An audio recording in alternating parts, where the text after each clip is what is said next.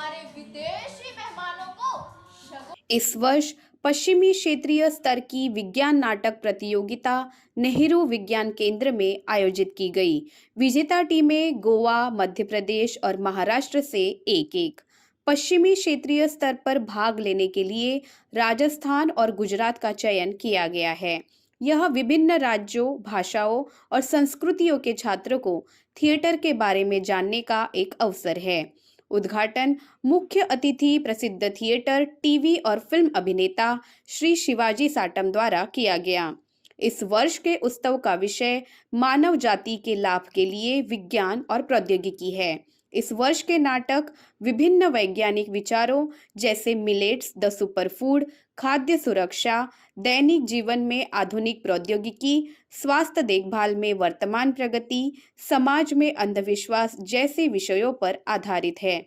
5 राज्यों की 5 विजेता टीमें हिंदी भाषा में ये क्षेत्रीय स्तर का प्रदर्शन करने जा रही है। आज के बच्चे लोग हैं, इनको आप क्या प्रेरणा देना चाहते हैं?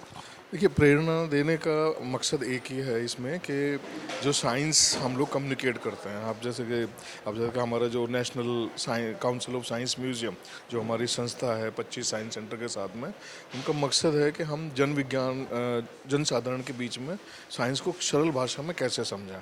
तो साइंस ड्रामा एक सशक्त माध्यम है, मतलब ये आज का नहीं है, पुराने ज़माने से चला आ रहा है, लोग उसके साथ जुड़े रहते हैं, लोग पसंद भी करते हैं।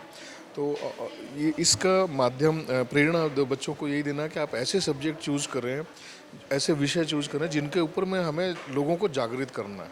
जैसे इस साल के लिए वैसे तो हमने एक ही थीम दिया है कि साइंस एंड सोसाइटी, पर हर साल उसमें हम कुछ ऐड करते हैं। जैसे इस बार हमने इंटरनेशनल ईयर ऑफ मिलेट, तो जो मोटा अनाज है, आप जानते हैं क्लाइमेट चेंज हो रहा है, ग्लोबल वार्मिंग हो रहा है, तो बदलती परिस्थितियों में हमें कौन से अनाज ज़्यादा बेहतर हैं पैदा करने चाहिए। तो वो लोगों को अपने ड्रामा के माध्यम से बच्चे ये कम्युनिकेट करते हैं कि इस बदलते परिवेश में, बदलती परिस्थितियों में समाज के लिए क्या अच्छा है, क्या बुरा है, साइंस में क्या चल रहा है, क्या प्रगति हो रही है, वो सारी चीज़ें वो ड्रामा के माध्यम से लोगों तक पहुंचाने के लिए ये प्रयास है इसका। सर, और ये पूछना चाहूँगा कि ये जो महाउत्सव है, ये कुल भारत में कहाँ-कहाँ है? ये हमारा अपना एक है, इसको हमने 2001 में शुरू किया था राष्ट्रीय स्तर पर। उससे पहले हम लोग सब अलग अलग करते थे, मतलब सभी विज्ञान केंद्र जो हैं अपने अपने शहर में करते थे। तो बाद में देखा गया कि ये इतना अच्छा माध्यम है, तो क्यों ना इसको राष्ट्रीय स्तर पर किया जाए। तो ये राष्ट्रीय स्तर पर हमारी ही संस्था करती है ड्रामा के लिए। तो ऐसे हमारे 5 टोटल जोन हैं, जैसे आज आप देख रहे हैं ये पश्चिमी क्षेत्र का है, इसी तरह आपका उत्तरी क्षेत्र में भी होगा, दक्षिणी क्षेत्र में होगा। उन सब के अलग अलग करके फिर वहाँ हर एक जगह से 2-2 टीम बुला के फिर एक राष्ट्रीय स्तर पर दोबारा से इनका प्रेजेंटेशन होगा 10 ड्रामा। मैं तो पहले तो सिर्फ बच्चों को ने बच्चों के माँ बाप को या उनके जो भी है घर में, उनको ये कहूँगा कि बच्चों का जब भी जन्मदिन होता है, यहाँ नेहरू साइंस सेंटर में लाइए उनको, उनके दोस्तों के साथ, और यहाँ पूरा दिन गुजारिए। वो एक बर्थडे गिफ्ट करके हो जाएगा सबके लिए। और मैं ये सिर्फ हवा में नहीं बोल रहा हूँ, मेरे खुद पोते का बर्थडे जन्मदिन यहाँ पे सेलिब्रेट किया था। तो और फिर बच्चों का देखा मैंने, इतने खुश थे। यहाँ तो आके उनको कुछ ना कुछ हाथ से करने मिलता है, करने देते हैं ये लोग, बड़े प्यार से समझाते हैं ये कैसा है, आप करके देखो। ये जो है ना, यहाँ का इनकरेजमेंट जो है वो कहीं नहीं मिलेगी। और इतनी खूबसूरत वास्तु है ये, यहाँ इतना बहुत कुछ सीखने के लिए और एंजॉय करने के लिए, तो बच्चों को यहाँ लेकर आइए। ये पहली बात है। और दूसरी बात, बस बच्चों को तो यही कहूँगा कि जो Nehru science centre, Nehru planetarium है, यहाँ आओ और देखो, उसके मज़े ले लो, और अपने दोस्तों को भी कहो कि यहाँ आके देखो। और क्या बताऊँ।